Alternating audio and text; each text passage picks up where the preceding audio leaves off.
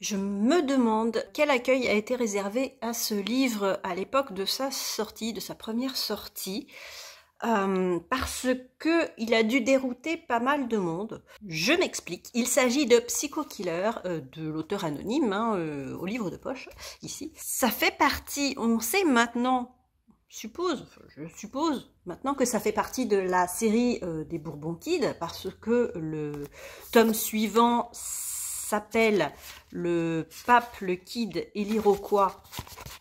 Et donc l'Iroquois, c'est un personnage qu'on découvre dans celui-ci, donc on sait que ça fait partie de la série. Mais dans ce livre-là, il n'est pas du tout question du Bourbon Kid, il n'est pas du tout question de Santa Mondega.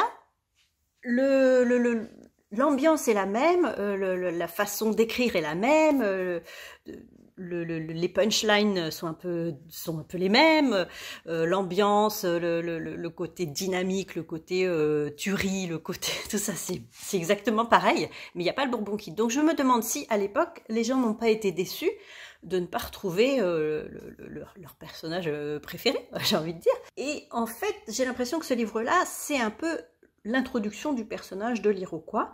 Je ne veux pas dire qu'il se passe rien, au contraire, non, ça n'arrête pas. Hein. On a deux agents fédéraux, deux agents du gouvernement, c'est un peu sombre, on ne sait pas trop ce qu'ils sont en fait. Ils sont passés pour des agents du FBI et ils sont envoyés dans la petite ville de B-Movie Hell, bizarre comme nom, pour enquêter sur une série de meurtres atroces commis. Ils savent qu'il a commis ce crime, mais ils ne veulent pas que ça se sache. Parce que c'est une expérience gouvernementale, vous voyez un peu X-Files, machin. Rien de très fantastique et science-fiction, hein. Non, c'est juste des expériences sur des super soldats, des trucs comme ça. Et donc il faut retrouver cette personne avant qu'elle tue tout le monde et avant qu'on sache qui elle est et pourquoi elle tue tout le monde. Et pourquoi elle tue tout le monde, ça justement, l'agent principal, hein, qui a été rappelé un petit peu comme ça à l'arrache, c'est Jack Manson.